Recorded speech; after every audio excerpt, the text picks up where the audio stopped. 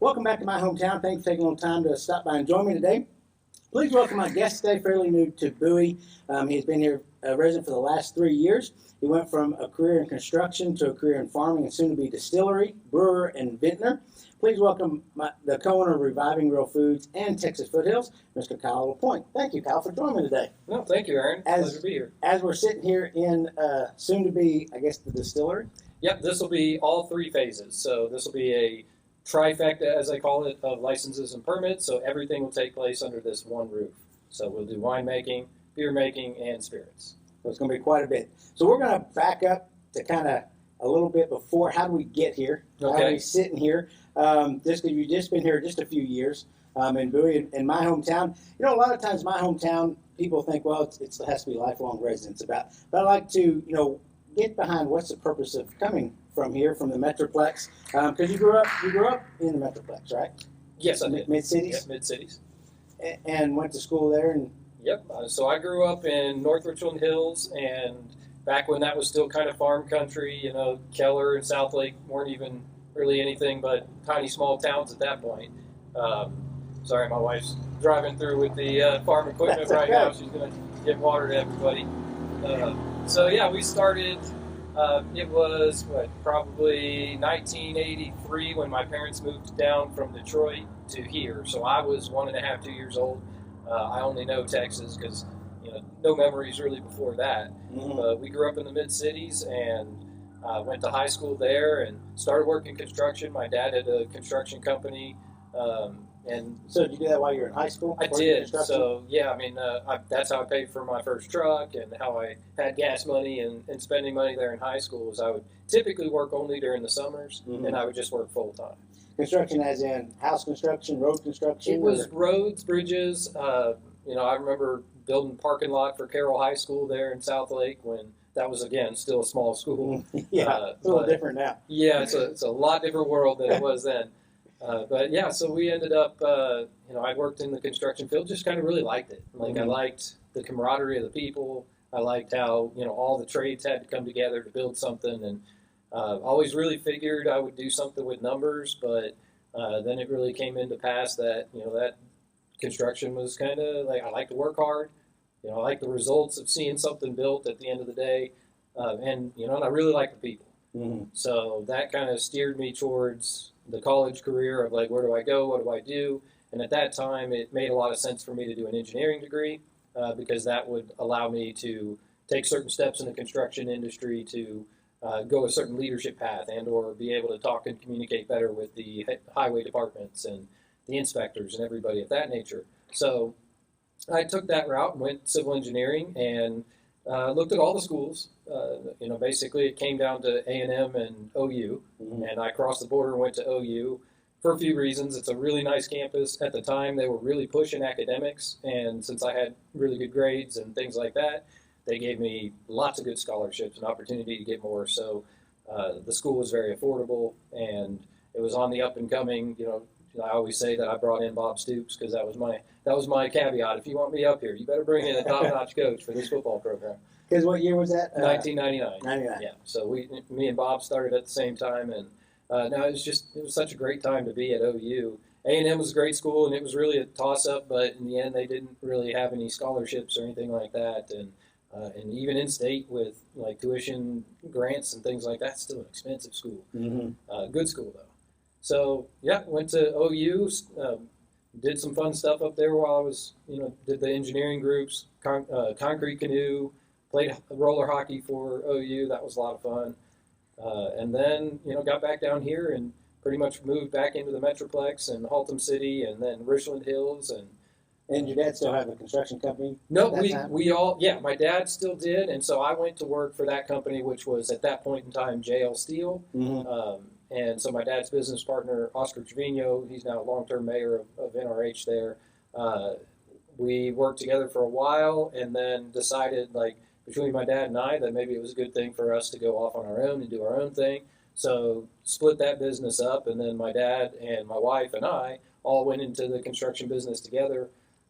Just no real major plans. We went and separated and did the subcontracting work, which was mainly rod busting, rebar work within concrete on lots of big jobs.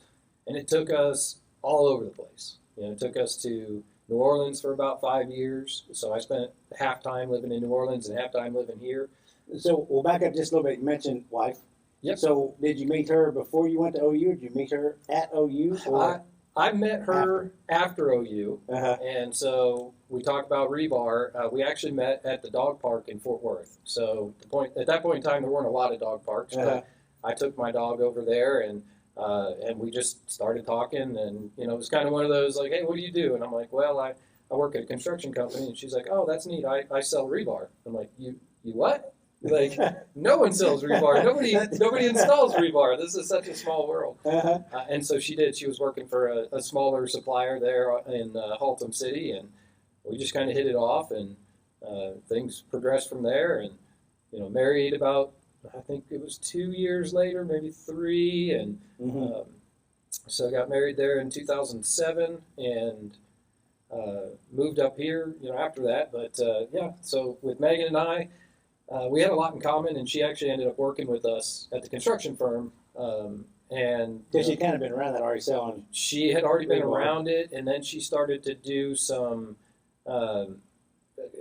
financial consulting, financial advising. She worked for Ameriprise for a couple of years, and got out of the construction business, and then came back in it. And so we continued that construction firm, and it was going pretty well for a while. Mm-hmm. And then, just the industry had started to change, and some of the things that drew me to it weren't really there anymore. It got a lot more adversarial. Texas was always just a fantastic place to work construction. You'd shake somebody's hand and make a deal, and you knew that 2 years later that deal was still in place and nothing was going to change. Mm-hmm. And then it kind of changed, and some of the kind of changed in Texas that way. Yeah, so there were a lot more of those companies and people that were out there that did business that way. They were kind of getting phased out of companies, and then the next generation coming in didn't really have that same attitude, and weren't learning it the same way. It wasn't like me thrown into the fire, right? When you start to work, like, oh, okay, well, we're pouring concrete. Well, what time do we start? Well, we start at 4 a.m. What time do we finish? Well, concrete shortage, so we'll finish about 10 o'clock at night. Young buck, even though it's a lot of strenuous work, like that, it's hard. You have to break into that kind of stuff, and it was just trial by fire back then. So once you got through that break-in, you were pretty toughened. But it's just not quite that way anymore, and everybody's suffering from hiring shortages and trying to find qualified people that really are wanting to do that work. And it just became more of a some of the things that I was good at was, negotiating contracts and arguing contracts, and then making sure we're tracking our numbers and doing things correctly. And that became such a piece of the puzzle that was not fun, right? Uh-huh. Like, you don't want to be arguing with your customers all the time about what you're owed. But when it became, it used to be one, maybe 2 companies would have that problem, and you just over time choose to not do business with them, or choose to, and just understand you're going to have to suffer through that argument. But then even some of the companies that we've been working with for a lot of years, they just kind of adopted that same philosophy. And so this time you and your dad still have working together? Still working together, yep. Uh-huh. And so we kept doing that. And, there's still some amazing lifelong relationships you build from working in those industries. And I've still got some of those today. And it's kind of what brought us up to Montague County. Because I used to come up here. My parents were really good friends with the Uyghurs, who were always up here, at least in my memory, because they started buying property and moving up in the St. Joe and Forestburg type area, Diamond really, and they started up there years and years and years ago, and we were kind of like about a 10-year gap type family. So they were 10 years older than my parents. So like all their sons and daughters were about 10 years older than me and my sister, and all their kids were about 10 years older. So it was like a stagger. I never really had like a super close relationship with like Dwayne or Tom or any of them guys, or Brian, but because they were just that much older than me. But we would come up here Thanksgivings and different events that they would invite us out for, and I just learning how to shoot guns with Dwayne, and like firing things that were way too big a caliber for me, and watching, it's just fun, just a part of life that growing up in the suburbs of Fort Worth, I really didn't do that. You didn't get to experience that a whole lot. No, and my dad's not much of a hunter or fisherman or anything like that, so never really did that with anybody except for folks outside the family. So yeah, that when we started doing those different things in construction, that built that lifelong relationship, gave me some idea of what Montague County was all about, and I really remembered the beautiful winters and coming up there, all the different events, 4th of July, and just random things we'd be up here for, and it was always gorgeous. And back then, it just felt like it was hundreds and thousands of miles away, but when you're 10 years old wondering when you're going to get there, then you realize it's not that far once you've worked in construction for a while, and a $300 commute really not a big deal. So we went through the construction business, started doing that, and in 2007 I had some health issues, so I had to have open heart surgery at 25. And it was kind of a wake-up call for my wife and I. We thought we ate pretty healthy, and we started researching different things and realized, well, maybe we're really not. Maybe some of these things that we read, like, canola oil, maybe not the best thing in the world for you, or these seed oils, like in general, the way they process with chemicals, maybe not the best thing for you. And we started doing more alternative diets, alternative at that point, but it was really more going back to natural raising of animals and things of that nature. So we started that, and then And you didn't really grow up around raising animals because you're in the city. No. So we raised like a little Maltese dog, right? That was about all that we raised. But my wife was pretty darn close to a master gardener, so she had gardened for a long, long time, and so that was an easy thing for her. Growing her own food, in the backyard was pretty easy. And then things like I could help with my skill set. Like I'm very engineer based, so like I can build spreadsheets and track seed counts and like, okay, we planted this many seeds and we got 80% germination, and help out with that kind of thing so that when she's ready to go, she can do the things she loves, which is actually being in the garden and tending to it and making sure that everything's watered and pruned and looking pretty and the weeds aren't in the way. And so we did that. We just started raising our own food in the backyard, and then we really went hard into the diet to eat naturally probably around like 2011. And we started reviving real foods around that time, maybe 2012, really as a blog, as a way to inform other people what we were doing, how we ate, because everybody looked at us like we were crazy. Because that was 10 years ago, and that's still, now we think of it, well, that's pretty common, but even 10 years ago, that wasn't really that common. No, it wasn't even common out in places like California. You're kind of weird if you're doing. Yeah. So finding the foods, sourcing all the things was difficult. Like you just couldn't find, they didn't have gluten-free flour, and we did gluten-free since about 2010. And, just things like that we found were healthier for us. I went off of gluten, and it got rid of acid reflux like you wouldn't believe. Like I was on prescription drugs and then doing the Tums by the barrel, and then it just, you take gluten out, and about 3 weeks later it's like, man, I just don't have that issue. Oh, I'm going to have a piece of bread, and then right back to it. And okay, I guess I won't try that. It took a long time to get gluten out of my life. I love bread, but once I did, it was, it's kind of life-changing. When you do that diet stuff, I shed so much weight like you wouldn't believe. It just... And that really wasn't the goal. It was really just to be healthier. It was to eat heart healthy truly, and to eat body healthy truly. Because of your open heart surgery, those were really dietary things that you could fix. Were some of them genetic too, or? Yeah, and we kind of traced back. I had cancer as a kid, so that was kind of a part of what we feel like caused the the heart issues later, because they weren't systematic. It wasn't across the entire heart. It was just my front artery, and just one of those, playing hockey and ended up hurting it. And then I was in good enough shape to where we didn't catch it for a while. So it took about 6 months before we finally caught it. But by then they were like, you need to stay in this hospital because you got about 25% blood flow, and that's not good. Let's get you under the knife. And it was pretty quick after that. They got it done. And I woke up, my chest cavity had been ripped open. That wasn't the most pleasant thing in the world, but I didn't realize just how long that had been going. I'm pretty sure I was having, some of those issues even playing hockey in college. Some of those times when I should have been in my peak physical condition, I would wear a little faster than some of my, friends, and we're all working out together. We're all at the same level, but I always knew it was like, man, just feel like I should have more wind than I do. So it was a long time coming. It was something that was there, but when it was in the old widowmaker, right? Some people have that front artery that's a larger portion of their blood flow, and that's me. So they said 70% was that one artery, and I was 100% blocked. So, but if I hadn't been working out and doing those things and being healthy on that side of things, it would have been really bad. Mm-hmm.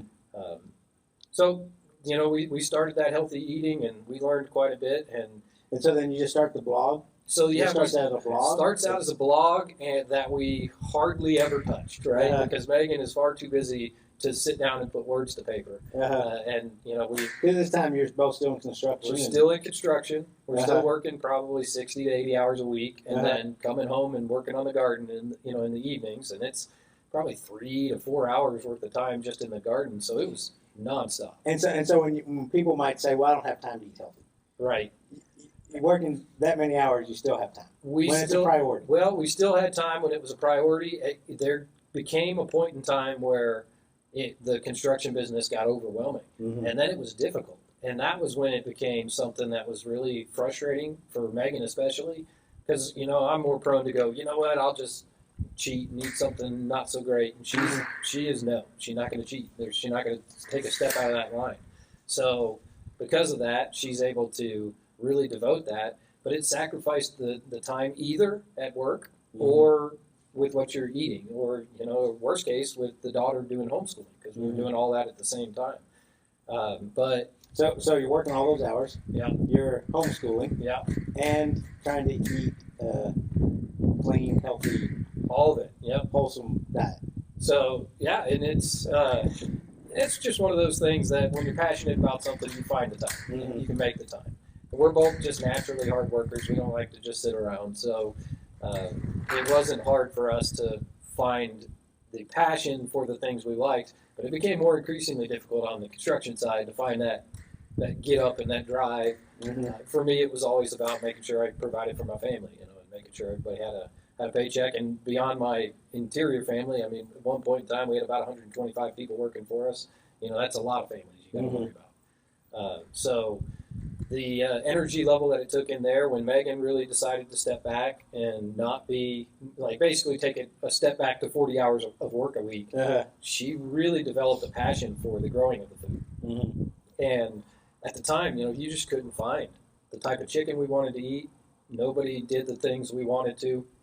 We could find some good grass-fed beef, and we were buying cows from a farm down near Brenham, Texas, for since about 2005. Mm-hmm. And so we had great grass-fed beef, but we never really had much else. So we would get fish shipped in. We would get, if we were ordering anything, it'd be shipped in. Or then Burgundy started to pop up, Burgundy pastures, south there near Benbrook and Mm-hmm. closer down to Hillsborough. And we were able to get some food, but, it was limited. And so we still kept growing our own and increasing that. And it just took a while to realize that it was beyond just a hobby for Yeah. Megan, that it was really, truly her passion. And there was a point where we really had to both get back into the construction full time, and she had to go away from the garden and it went into all sorts of disrepair for about a year, Mm-hmm. and it made her miserable. And that's when we really realized, let's figure out how to make this thing work without you putting in all those construction hours, and let's let you focus on your passion. Mm-hmm. And so we did that, and she was able to really get going. And so from about 2012 until 2020, starting before that, but really from about 2012, we could eat everything from our farm. So from our little mini farm in Richland Hills, we had an acre and a half, and we abutted Megan's mom's property starting in about 2017. She moved there, maybe 2016. So we had 2 backyards that we made contiguous, and it was about an acre and a half. Mm-hmm. So did you have animals there? And we had everything. Uh-huh. Richland Hills was very nice about not having regulations on animals, as far as if you had more than a third of an acre, you could have any animal except a pig. A large frame animal, 1/3 of an acre per animal. So we had, started out with chickens. And I always tell the story that Megan said, I need 2 chickens. I'm like, chickens? I don't know about chickens. Finally, she convinces me, why do we have 6 chickens? Well, because this. Well, because this. And so, 2 became 6, and 6 became 20, and that whole story. And then it's goats. We need goats. Well, they're great. They'll mow the lawn. Oh, I made a mistake. They don't really mow the lawn. They eat the weeds. But sheep mow the lawn. So let's get some sheep. And then eventually it was all working well. We milked the goats. We drank the milk from our own animals, and we ended up getting a dairy cow. And in your 1.5 acres. In our 1.5 acres. And COVID stuff started to come in, and it was like, okay, COVID hit, and everybody's freaking out. Oh my gosh, the shelves are out of meat. And in February of 2020, we processed 5 lambs, and we ate like kings the entire year. So while everybody else was struggling a little bit, we had freezers full of meat, and it was just wonderful. We got to eat all the stuff that was super healthy. We knew exactly how it was raised. Mm-hmm. We didn't give it any grains or any of the things we didn't agree with. And so, yeah, we were able to eat like that and do really well. And then also the construction company was like, you talk about a 180 in a construction industry. It used to be like if you as the quote unquote office person weren't at the office, then it was just assumed you weren't working, right? Mm-hmm. Like you just kind of had that, you had to be there mentality. Mm-hmm. Well, then all of a sudden it's remote work. We were built for it. We were ready to go. I had the technology in place, but it just wasn't a culture that it was in place. You had to be at work. You had to be at we work. had to see you at work to know that you're working. We don't see you you can't at be 7. working from home. Well, and people will they won't call you. They'll just show up at your office at 7, right? Uh-huh. And so you better be there, or else something could go wrong. Mm-hmm. And then there's always that thing with the business owner. You're always a little bit fearful about things that are happening when you're not there. So Mm-hmm. you want to make sure you're there to handle any problems. And then COVID hit, and we were able to go 100% remote, and that's what really took us down the path to come here. Was we're literally walking the milk cow in the front yard. It's a harness trained cow, so we've got it out the front yard so it can get extra forage. Uh-huh. And people are looking at us awful funny. And then we just said, okay, it's about June. Let's look at getting some land. Maybe we need some more hay of our own. Maybe we need to do something else. And This is about June of 2020? June of 2020. Uh-huh. And we went through the paces and went through the motions of trying to find some properties. And Megan's like, well, let's look west. And I'm like, well, why west? And well, let's look south. Well, that's really expensive right now. And I just said, well, what about up north in Montague County? And I explained to her some of that history, or reiterated. She knew it, but sometimes you hear it that third time, it sinks in a little more. Mm-hmm. And so we started looking up here, and she got a list of about 10 or 12 places that were within reasonable amounts and things of what we were looking for. And we kind of went through the paces of, well, do you get something that's bare land and build it, or what do you do? And I told her at the time, I said, we're about to be at a world-changing situation. Everything's going to be more expensive for the years to come. Interest rates are bound to go up because they're darn near zero. Mm-hmm. Now's a good time to buy, but also now's not necessarily a good time to build something because it's only going to get more expensive as the building goes on. So if we can find something that's already built, that'll be a lot better. Mm-hmm. And we started looking around. About 5 of the places had already been sold by the time she got there to go look at them. And then this property was under contract, and it didn't go through, and then popped back up right around that same time. And she showed up here, and she calls me and says, we're going to put an offer on this one. I wasn't even out here. She had just come out by herself because I was still working. Uh-huh. And she calls me and tells me this is the one. It's great. And about twice as much land as we were looking for, which is now about half of what we need. But it had so many things on there that fit what we were trying to accomplish. Mm-hmm. And sure enough, within that same day, there were 2 offers put in with us and another person, and we're lucky that our offer was accepted, and we were able to make that journey. It took about, I think it was October technically when we fully moved in. By the time all the paperwork was done and we started moving in was October. But we got to come out several times before then and get some things started. And and you still have the construction company going? Still have the construction company. Uh-huh. We were actively trying to reduce our manpower and try to shrink down the company a little bit, which by doing so was going to free up a lot more of my time, because running 120 people, and I was working about probably 80 or 90 hours a week just on the construction business, switching down to 16, 20 people, that was like taking vacation for me. Yeah, that's a huge reduction. Yes. And you'd think that that would have worked, but part of the game plan that I had was, well, we're doing specialty subcontracting. Maybe we switch and try to do something, a little more broad, because our guys are, they're really loyal people. They're really hard workers.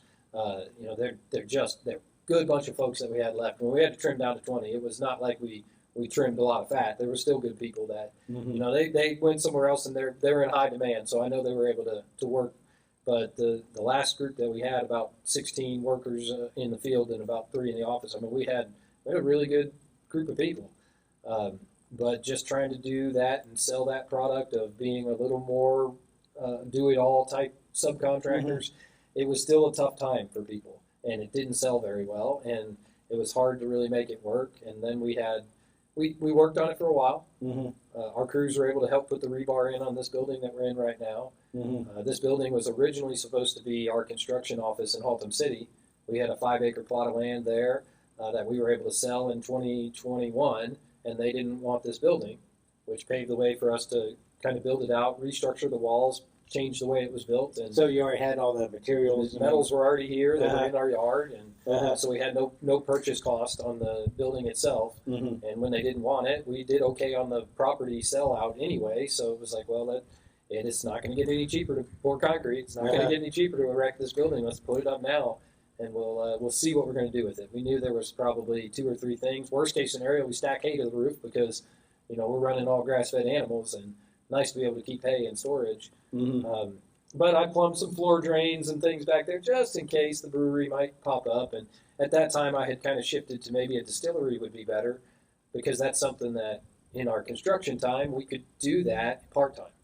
Where brewing is a little more involved, and it's got more time involved in the process, and also you have to drink it quicker. So you have to get it to you have to get it out of your tanks faster. You have to get it into people's hands faster. With distilling, sometimes it's more like, well, waiting 6 months, not a big deal. So if you get really busy in construction and you can't touch your stuff for a little while, it's not going to kill anything. You're not going to lose any product. You're just going to lose production time. So that's why we kind of shifted towards that distilling side of things. Brewing being my hobby background for, since about 2007 as well. So that was for me just it wasn't a hard thing for me to come up with a business model, because I scratched through about 20 of them going through life trying to make one work for a brewery. But the biggest ones were always, where are you going to put the building? How are you going to get the permits you need? How are you going to go through cities to get all the things done? How do you do all that while paying rents and waiting on the TABC and the TTB to get their permits? Sitting here today is literally day 100 since I submitted for our permits. So it's a slow process. We are 100 days in, and I have really good attorneys helping with it, and they are probably the best at getting your stuff the fastest. And still at 100 days.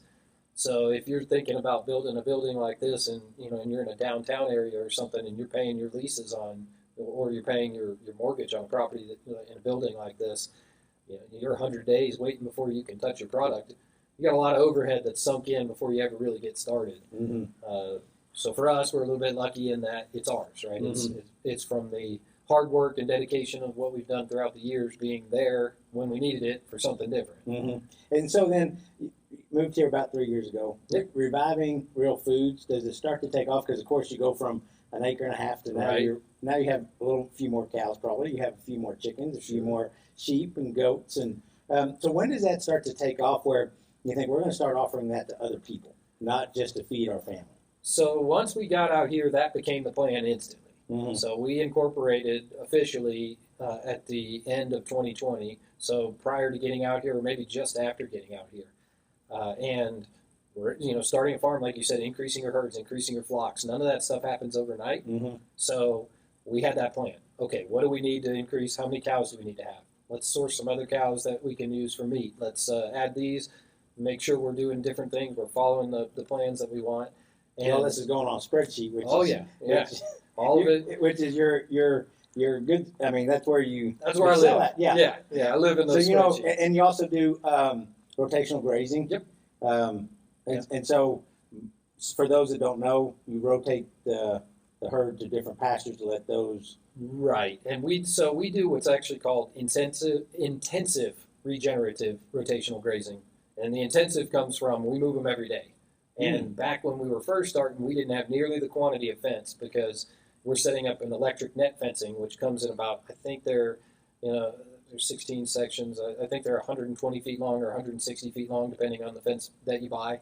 And we didn't have enough of them. So when you put your animals in that fence, they eat the grass really fast. Well, they need more grass. You got to move them. There were times where Megan was setting up a fence and taking the one down in the back and putting it to the front and moving all the animals, doing that 3 times a day. And it's a tremendous amount of effort, but it's a labor of love. And she had figured out by then she absolutely loved to do it. Mm-hmm. You know, wouldn't catch me out there 3 times a day. I'd make any excuse I possibly could to not do it that second time, let alone the third.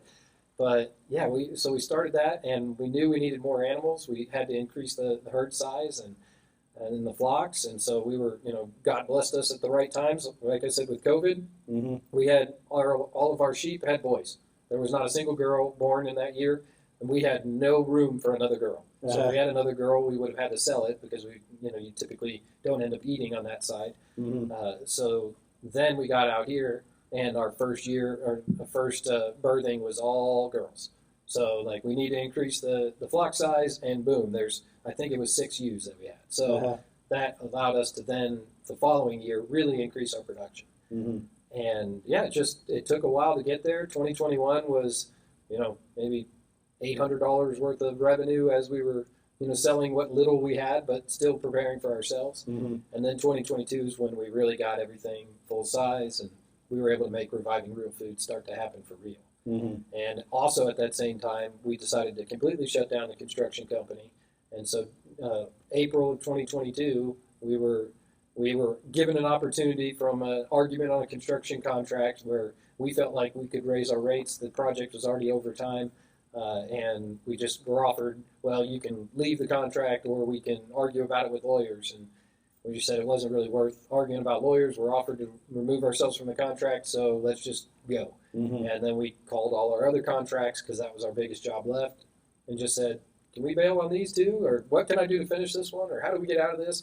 And we had a bunch of, the folks that we were still working for were good folks, and they let us out of contracts that we had to get out of, and they, let us finish our jobs faster on the ones that we couldn't. And we buttoned that thing up and shut it down. And it was, you could tell it was the right thing to do. Mm-hmm. Emotionally, it was tough. Mm-hmm. I don't know if anybody has ever had to lose a business before, but Mm-hmm. it's when you're running your own small businesses, it becomes almost like another child to you. Mm-hmm. So if you lose that thing, even if you knew it was coming, even if it's a good thing, it's still That's tough. It is tough. Yeah.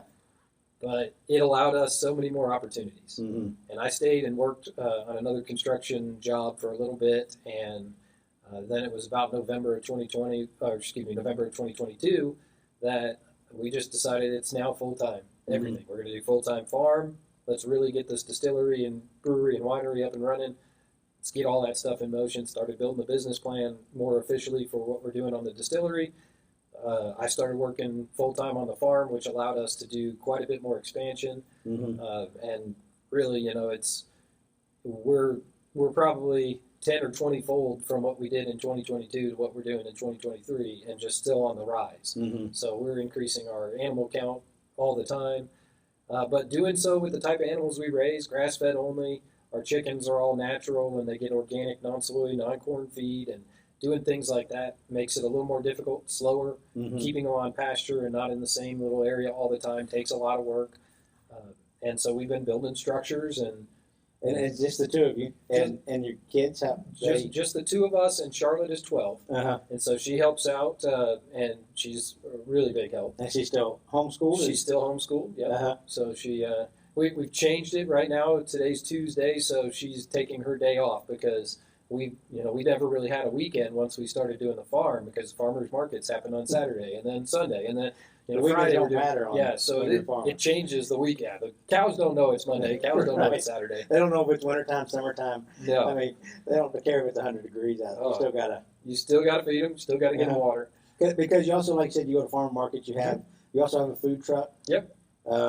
That you set up and yeah, we took the food truck to Second Mondays for close to a year. Mm-hmm. We set up at Second Mondays starting in 2021, and we didn't have much to sell, but occasionally we'd have an extra goat or, maybe some puppies or something like that. We'd just bring something. Mm-hmm. And for a while we would bring baby chicks that we needed more chicks for our egg laying hens, so let's order twice as many and we'll sell some of them at trade days. At least get your name out there.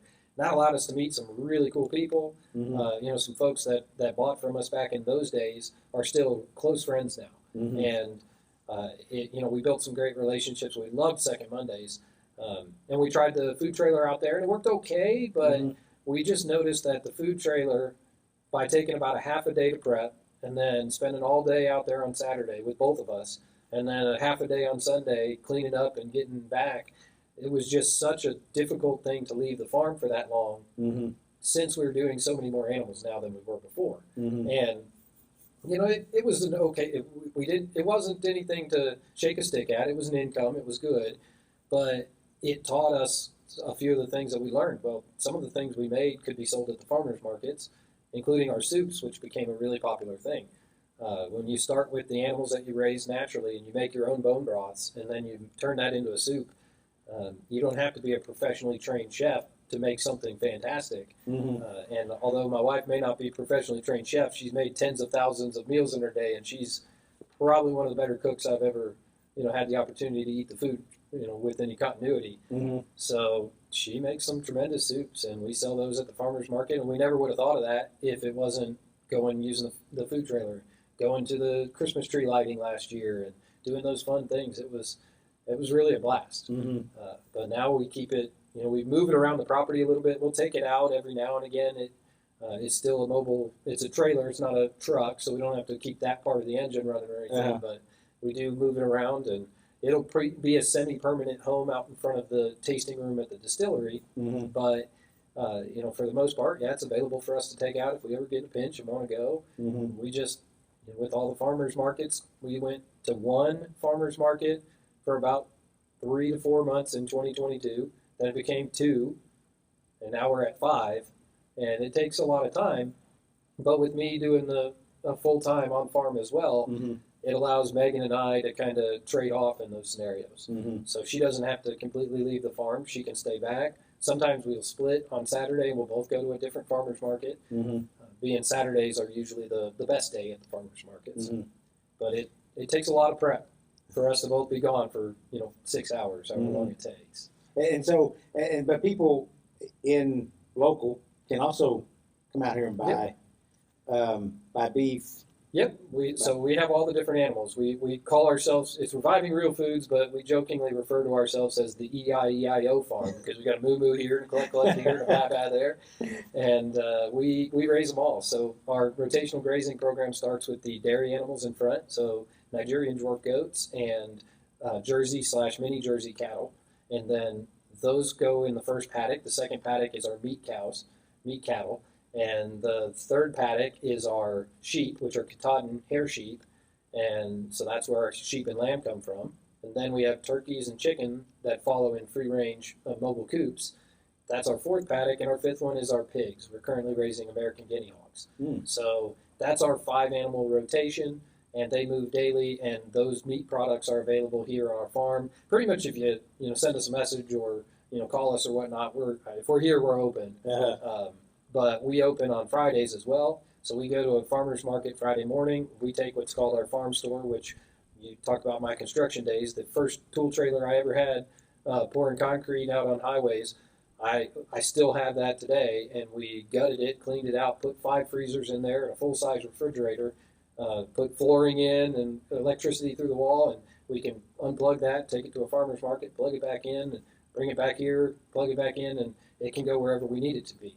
So that farm store, we open it up every Friday starting at 1 o'clock.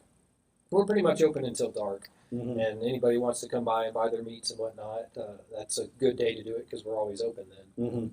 And eventually the distillery, winery, and brewery tasting room, it'll be open then too, and we'll start doing hot food as well. So it'll be more limited. We're not going to have, a 15-course menu or anything like that. It's going to be a few different items, but they're all going to be farm to table, as much as we can possibly grow on our farm and get to our customers. And then the distillery and brewery, so what happens once you get your permits and so kind of what's the next step after that? Yeah, the next step there is, just more red tape and trying to get things through. You got to get your label approvals. You got to get your formulas blessed by the federal government and then the state government, and lots of little things like that I'm trying to line up all the dominoes right now behind the scenes, so that when it actually happens, you can start that, that domino falling and everything will fall into place. First thing we'll probably end up doing, we'll end up distilling some rums. If you look around here, I've got some sugar, I've got some molasses and things already in place that I can use for making rums. So we'll start by doing that. And we've also got a couple of wooden barrels. You can see some wooden barrels back here. Several of them are used, so they're not going to be used in our production on the distillery. They're actually going to be more decorative for the building. But there's 2 of these that are brand new, and so we'll make sure they're perfectly ready to go. We'll fill them up with that rum, and we'll age a rum to start. We'll have some white rum. We'll have wood barrel aged rum, and then we'll also have beer that will start pretty much right away. So the rules for beer, spirits, and wine are all so wildly different that it's really why we ended up going with the whole package. Because first thing I'll be able to serve probably within 2 or 3 weeks of getting our licenses from TABC will be beer. And our first beer we're going to make is going to be a Belgian Pale Ale, and it's kind of another history thing. Friend of our family, I ended up meeting in the brew club. I didn't realize who he was. His son was a best friend of my cousin, and but just don't know each other through these different avenues. And then turns out our families have known each other since '83 when we moved down here from Michigan, and it was just the circuitous path by which we came back together. And I kind of like that. He was a mentor for me when I was starting to brew. He was a lot better brewer, still is a lot better brewer. But the stuff he had made at the first meeting that I ever went to for a homebrew club, he had this beer, and it was a Belgian Pale Ale. And we have a little competition where everybody who shows up brings in a beer. They judge them, and first place gets a little ribbon. Second place does too. And my beer got a second place, and his got first. And I'd sit there with him drinking that beer, just waxing over it, saying, "Man, this is one of the better ones I've ever had. It's great." And so it allowed me to, really get a passion for the competition side of things and really tasting the quality that somebody at a homebrew level could produce. So I wanted to kind of give back with that one. So we're going to design that recipe together, and then we'll get that into place. And in our tap room, we can sell by the pint, and we can sell to-go containers and things like growlers. So we'll have that set up right away. And as soon as that beer is ready to drink, we'll have it on tap. So will that be in this building that we're in? Yes. So the way this building is set up, you've got 150 feet internal, and that's all enclosed. And the bay door at the end of the building that we're looking at past the camera, that is going to be opening up into our tasting room. So that 25-foot bay, it's actually 50 foot of patio, but 25 foot of it will be semi-enclosed, and that'll be our tasting room. So beyond that door, where those tables currently are, we'll have a bar in the back here, and we'll have the tasting room available right there. So the idea will be we're going to try to make it as open as possible so that people can experience, being out here and looking out on the pastures and seeing the animals when they're up here. Right now they're working their way back down towards the compound side of the property, and they just spent a month up here. So if you were here 3 weeks ago, you'd have all the cows and all the sheep and all, everything right out there. So they all graze together?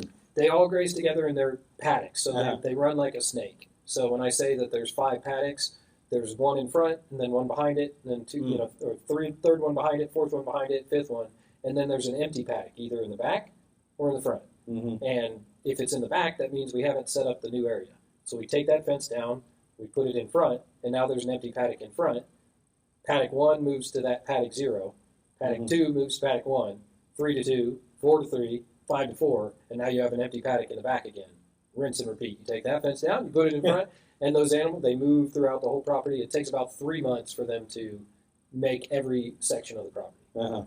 Depending on the time of year, how fast you have to move them. Sometimes it could be 2 months, but it allows the grass and the animals to not exist where they'll kill each other, right? So animals can kill the grass and all the good stuff that they like, and it can be bad for them to be on their waste products for too long. So by the time they get back through, they don't really have any of the issues of fly larvae or of their like gut bacteria or gut issues with the larvae that can exist there if they're on their own feces for too long. So we don't have to have worm issues very often. We've only dewormed animals twice since we've been out here, and they were both animals that we had to bring in and put in quarantine because they came from off our farm. They were basically returns. People had bought them, but it was no longer gone somewhere else. Yeah, no longer a life choice for them to be able to have those animals, and they were like, "Can you take them back?" And we said, "Yeah, we can." But we put them in quarantine, and usually animals in that kind of a stressful transition can have problems, and so we dewormed them and put them back in there into the herds and flocks, and they went just fine after that. So. Yep, that's that little rotation program that we do is pretty neat. We do experiences and training programs. We had Bowie's FFA out here about 3 weeks ago doing a training course on our rotational grazing. Mm-hmm. So they actually got in there. We moved all the structures. We opened all the gates. We moved 1 to 0 and 2 to 1, and they got to see how it all worked, how you set up the fences, how you take them down. And, not everybody gets to experience that on an agricultural level, because by the time you get into the degrees that are offered in agriculture, a lot of them are focused on larger scale farming. Mm-hmm. Not to say that there's not programs out there, but they're just less common. Mm-hmm. And so doing what we do, it's nice to be able to share that through experiences and training and the different things that we offer as far as that goes. We do goat cuddles. It's a good way for us. So how do goat cuddles work? There's a lot of folks who just don't have a chance to be with animals like we do. I mean, we're out there every day. Goats they're about as close to a dog as you can possibly get. They are so friendly, especially when you milk them every day. And so people get an opportunity to just come up, hang out with the goats, and we'll set up chairs and tents so it's comfortable, and the goats will climb in their lap, and depending on what the experience is, there usually is a little baby around, and they get to hold the babies, and everybody the goats are really fun animals, and mm-hmm. especially if you don't have to own them. And you've also had goat yoga. We've done goat yoga right? as well. Yeah. So I guess people are out here doing yoga and goats are climbing on them. That's exactly right. Uh-huh. Our goats are, they're maybe not traditionally trained for that. There's some folks out there who have some goats that they train to bounce on everybody's back and run in a circle and do some really amazing things. Uh-huh. Ours are more curious. They'll jump on a back every now and again, but they just love to cuddle up. We had some times where people were looking at the goats, and then the goats would just lay on their yoga mat, and then now you've got a yoga mat that is completely inundated by goats, and they're having to try to do a stance and climb over the goat and make all that happen. Uh-huh. So yeah, it's a pretty crazy deal.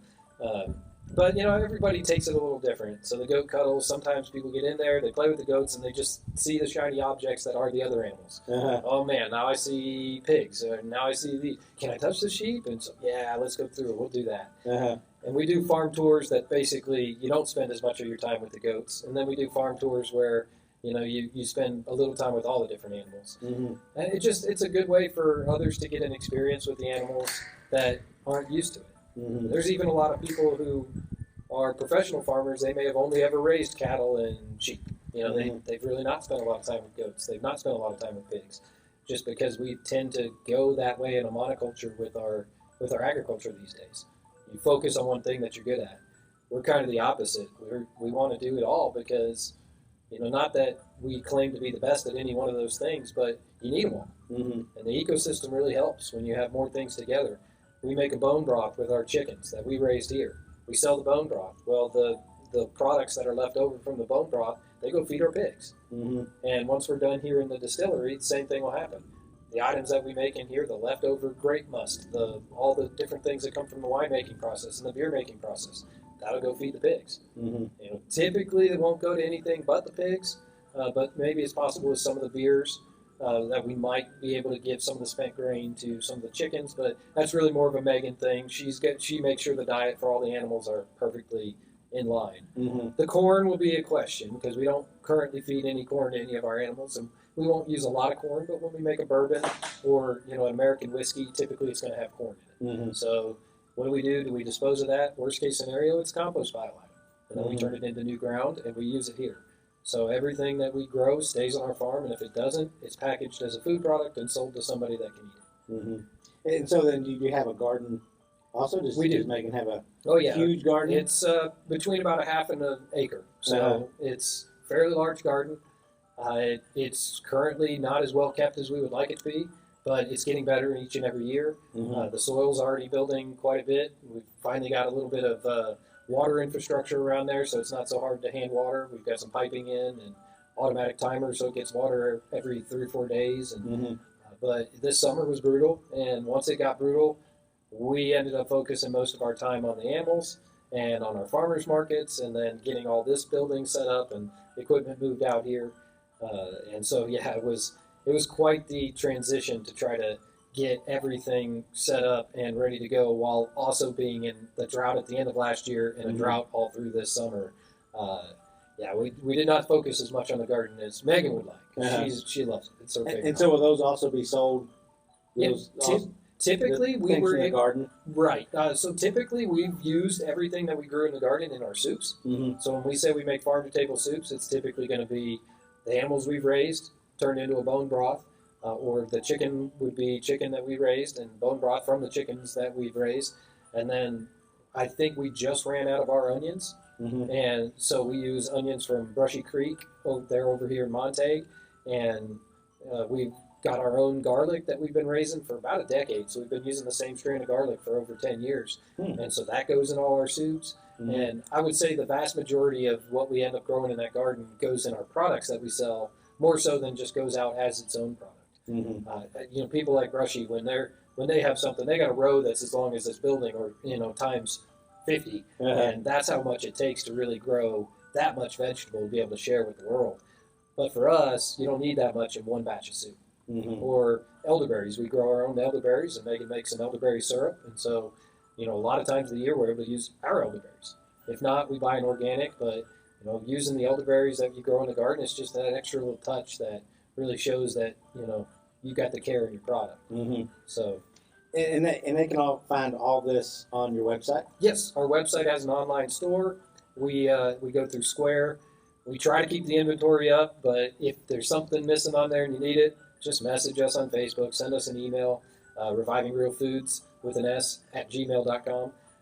Our website has the Reviving Real Food without an S, because during that transition of construction and working too many hours, we didn't pay the bill on renewing the website address, and then somebody bought it and wanted to sell it back to us for like $2,000.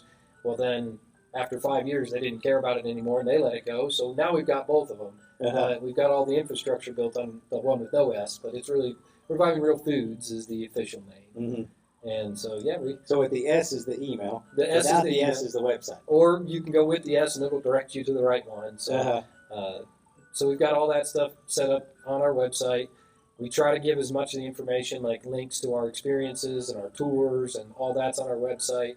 The Texas Foothills has very little on the website yet. That's brand new fledgling, and I have not had the hours to spend putting that website together. So it's a work in progress. It started, but it's not done. And so there's really no products for Texas Foothills other than we've got some shirts and things, and contracting with local folks to make those. And that's been a fun experience working with other folks around here to do that. And then we've got Delve Experiences is who we do some of ours with, and then Airbnb Experiences. So when you actually go through the booking, it goes through those sites. Could you also have an Airbnb? We do. Yep. Out here. So on site, the family that was out here before, the Doshes, lived here for 47 years, and they had built a second house in 2009. And that second house is what we moved into when we first moved out here. We renovated the original house. Mm-hmm. So we got rid of some things that were a little older school, the wood paneling, and put up drywall. And then we made that house what we wanted while we lived in the second house. And then the second house became our construction office for about 2 years. And so after the construction office was done, and we didn't need that anymore, we spent some time like, what is this? We did some podcasting ourselves in there and things like that. And then it was just, why don't we turn this into an Airbnb? Mm-hmm. So it didn't take much to get there. And we spent a little bit of money adding a little furniture and bedding and cleaning it up. And then we kind of one day decided, we've got enough pictures, let's put it up. And worst case scenario, somebody will book this weekend and we'll have to stay up until midnight cleaning it every day. And then our text went off that we got a booking for that weekend. And we went, well, I guess I know what we're doing every night till midnight. And we spent all the rest of the time, got it all spick and span. And you just don't realize, even in that short amount of time, how many drawers end up with stuff in it that you just need to take out. So, we've been running that since late January 2023, and that's just been a blast. So we've got folks coming out here this weekend, and for different reasons. We had somebody come out last month and stay for almost the entire month for work. And then we've had people come out here, they're in for celebration or wedding or something along that line, or even on the other side, funeral or something, less joyous occasion. But then these folks coming in this weekend is for a baby shower, and then they're going to do some of the other tours while they're here. They're going to, purchase some of the things. We give an opportunity for people to get custom, farm-to-table meals that we only offer people that are staying here. And that Megan cooks. That Megan will cook. She gets me chopping all the stuff up, and then she comes in there like the Michelin star chef and does all the final touches, and then I slave away making sure the rest of it happens. But no, she does a phenomenal job with it, and for us it ends up great because we often get so busy. Finding the time to cook for ourselves sometimes can be crazy, even though it's our favorite thing to do. It's great to have that reason to do it. Okay, well, somebody else is good. Okay, good. Now we'll be in there. We might as well make this too. We make this too, and that usually it's able to make us meals for a couple of days. So yeah, we've got just a whole lot of those fun things going, and we're hoping that Texas Foothills and Reviving Real Foods becomes kind of a neat place for locals to come hang out, but also for folks coming in from out of town to have a neat place to hang out. You can hear, other than my wife motoring by on the UTV, it's pretty quiet out here, or my phone going off with an alarm over there. It's usually just what you're experiencing right here, nice and quiet. Even if the train goes through, you can barely hear it. It's just bucolic, sit out on the patio, enjoy a beverage, have some farm-to-table food, and just relax. So with all this, do you ever miss the construction business, or you? Not really at all. It's all the things that really drew me to that construction industry. It had gotten different. Right? So I loved the working together with the trades. Well, then they all got mad at each other. Nobody, no respect for those carpenters are terrible. Oh, the rod busters, they're awful. And so all that camaraderie had just kind of gotten argumentative. Out here, it's like the opposite. Right now, we're doing farming, and if you need help from a neighbor's going to come and help you. It doesn't matter if they're, they have problems too. Everybody's here to help, and that's the same reason why I got into construction. I love that mentality. I love if somebody needs me, then I can be there to help them. If I need them, they can be there to help me. And so yes, all the things that I wanted in construction, they're still here. They're just in farming. Just a little different. Just a little different, and not as much hustle and bustle. It's a little calmer. It's calmer. Still hustle and bustle. Still a lot to do, plenty to keep you busy. Oh, we're working the same amount of hours we were in construction. Yeah. But at the end of the day, the food that we're creating is what we're eating. Instead of the dollars that we're creating, buying food that we're eating, and trying to make sure we're vetting it and make sure it's exactly what we're looking for. So by going in there and having all the things that you've ever wanted to be focusing on, which is all the meals that we've been prepping, all the things that we're trying to make sure that we're eating healthy, and that's also our living. It's just one less thing you have to worry about. So we know at the end of the day, whatever we're eating is going to be super healthy. And not just you're using it for your family and you're making a difference, but you're sharing it with our community, with our county, with our neighbors around us by selling those products and selling. We don't have to go in the store and buy them. Are they going to be a little bit more expensive? Yeah, they probably are. But what's your health worth? Right. How much are you spending on medications? How much are you spending going to the doctor? I think when you balance those out, is your life going to be shortened by those medications you're taking, by those unhealthy habits you have? When we start to weigh those in with the cost, we start to see some of those costs are very, very nominal compared to some of those other ones. Buying those grass-fed, homegrown meats. We've always said that same thing. You're either going to pay your money to the doctor, or you're going to pay it to the farmer. Which one do you want? And they pay to the farmer, they pay to a neighbor. Right. Yep. And we've always said that same thing. If I go hand a $100 bill over to Charles at Dry Valley Dairy, and then he takes a $100 bill and he hands it over and buys some hay with it, that $100 can go around this entire county 1,000 times, and there's still $100 in this county. And as long as we're working together on those kinds of things, that's just feeding commerce across the way. And it just becomes a way we can trade something. But you also work alongside people, and Megan actually does for Dry Valley Dairy. She goes over there and moonlights as a cheesemaker. So she, last night, she went over there helping to do some fermented cheeses and just fun stuff like that.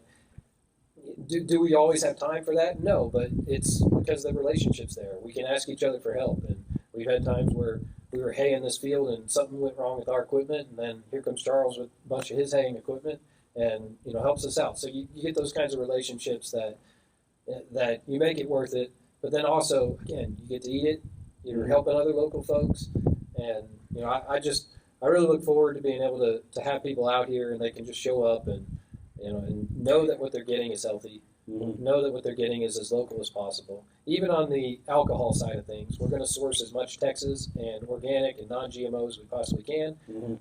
It's a little more difficult on that side, just like it was for healthy eating a long time ago. It will limit what we can make. Some of the styles won't be available to us, but we'll do as many as we possibly can.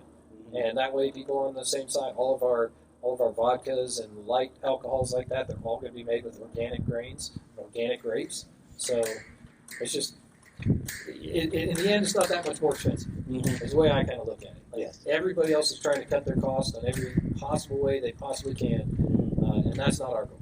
We've said it from the beginning. If we were trying to just sell our animals and just sell our meat to make our living, the prices would be so unaffordable for everybody, it wouldn't work. But if you sell your meat at a reasonable rate and you're not losing tons of money on it, or maybe you're breaking even, well, at least you can then make some money having people come out and stay at the Airbnb, or having people come out and do an FFA class. You can cover your costs in different ways if you're open-minded, but you never have to cut your quality.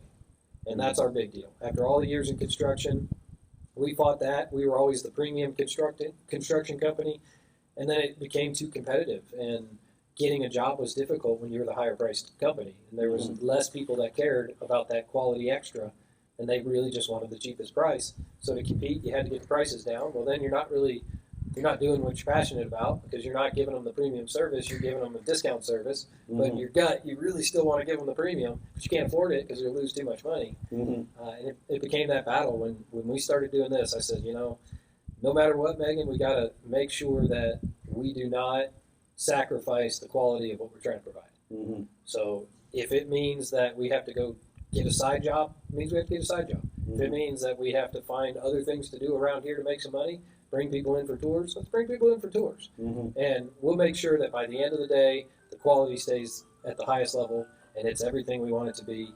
And if that particular item doesn't make money, it's not the end of the world. We'll make it up somewhere else. And I think, small business owners sometimes, when they have multiple revenue streams, that's one way of being successful. Right. Is you don't have to make a ton of money on this one product, because you're making a little bit of money on all these products that really make up reviving real foods. It's from the experiences, from the Airbnb to the meats to soon to be this distillery.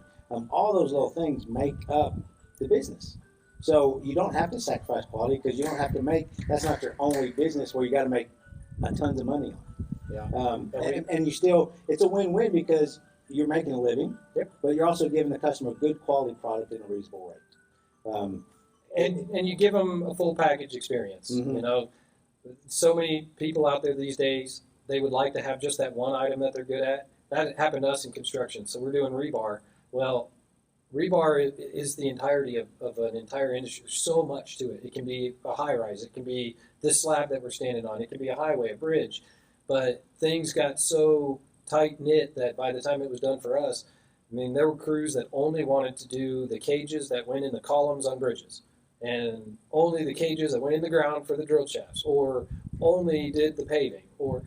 It's so micro niche that when those things aren't available, what else are you going to do? And I kind of look at it like this. Yeah, we could specialize and raise one of these animals and probably do an even better job with that one animal. But when you go to a restaurant, you're not just going to order one lamb steak and call it good. You want the green beans with it. You want some mashed potatoes. You want something else with your meal to make it more substantial. And why not raise it all? Why not make all that? Make it all a better quality? Because in the end, you want it all anyway. You need it. And it gives that full experience for people that are coming out. They know when they get something from us that they're going to get. They know they get that care that we put into the food for ourselves. They get that for themselves too. And typically we don't charge. We probably could charge more than especially at some of the farmers markets and the different things. Rates are typically higher than what we're charging, especially since we're kind of at the top end. We're really at the very, very top end for what we're making, but we're not at the top end for the prices. And we try to make it. We have to charge what our costs are, and try to make a little bit on top of it. But in the end, we want to give people the opportunity to try it. And if we were making every penny we possibly could and paying ourselves a huge salary and doing those things, it would make it less available for everybody. And now it's still probably pricing some people out, but it's not pricing everybody out. And those that can afford it, if they want to throw extra on the table, they're always welcome to do that. But if they can't afford it, great. You just bought we gave you a price on the product that everybody can deal with. So it's trying to help as many people as possible, live like we do, and as far as healthy eating, and just have the opportunity, on all faces. Same thing with the alcohol. It's not the best thing in the world for you to drink that stuff, but if you're going to do it, why not put the best thing you can into the product? Into it. And so, just wrapping up, just being here, having interactions with Montague County and Bowie for a lot of years, what makes you call Bowie my hometown? Montague really outside of Bowie. Day one of moving out here, we had it set up to where we were supposed to have our furniture and everything delivered. Quiverful's a company we've used before. They're really nice to move. And they were supposed to show up on a certain day, and then we got a call that, hey, we got to move the day up that you're going to be moving 2 days. So you can close 2 days early. Okay, great. So we close on a Wednesday. We start moving what we can, but the movers aren't showing up until Friday. And we got to meet a whole bunch of people in those 2 days, but we air mattress on the floor kind of deal as how we were living. But I think I knew for sure that this is where I wanted to be after like day one. Neighbor pulls up, and we had an issue with moving our old Jeep, and he grabbed a trailer, and we drove down, picked up the Jeep, and brought it back over here. No questions asked, no owe you a favor or anything like that, just, helping me out. And then Friday came, and we got our furniture there, and I just remember walking back up the hill and hearing this noise going, what is that weird, it's so loud. And it was the compressor on our freezer, because we hadn't had any equipment, nothing out there, and the compressor on the freezer was so loud comparatively to the quiet nature. Those two things, that's really what brought, I knew at that point, now we're here. It's so quiet, it's so peaceful, yet you still have the camaraderie of your neighbors, and it was home immediately. This was it. Yep. Well, thank you, Kyle, for spending a little time with me today. Thank you for sharing about the process and everything that you do. And again, where can they find more information about you? Yep, you can go to Reviving Real Foods, Reviving Real Food, or RevivingRealFoods.com, or the EIEIOfarm.com. You can go to TexasFoothills.com. We're on Facebook, Instagram. We try to do as many social media posts as we can there. We were trying some YouTube stuff for a while. There's also a channel, but that's hard to keep up with all of them. So that one's hit the wayside. And on Facebook, they can see you working around, doing stuff. And they can see all your experiences, everything. They can look at Airbnb, all the pictures and everything all on there. Yep, Farmhouse on the Hill is our Airbnb, and it's just a lot of fun. It sleeps between 4 and 6 people, so it's 1,600 square foot house. It's nice and big. It's the only issue that we limit it to is the fact that it's only got one bathroom. So we try to say 6 people, 1 bathroom is probably about maxing that out. So you better know each other if you're going to have all 6 in there. But it's a really nice, quiet place to be. And then our website, we've got a Square store. So if you go to our RevivingRealFood.com and then click on the farm store, it'll take you to all the things that we have available, from chicken, to the beef we've raised, to the lamb, which is almost out. For our 2023 lamb is almost already sold out. And just everything that we make, our soups, our broths, elderberry syrup, and all the things are available for pickup on Friday, or, again, we're available. If we're here, we're open. And outside of Bowie, you're on 10 minutes, less than 10 minutes. Yep. Outside of Bowie. So we'll put all those links on our show notes, on all that, so everybody can contact you. They can go check it out. They can see what it's all about out here. Well, appreciate it. And we'll look forward to coming out here and sitting outside on the patio that's right in front of us. That'll soon be the bar and tasting room and all that. Yeah. So thank you, Kyle. I appreciate you taking a little time to join me today. And thank you to each of you for stopping by and visiting with us. I look forward to seeing you around my hometown.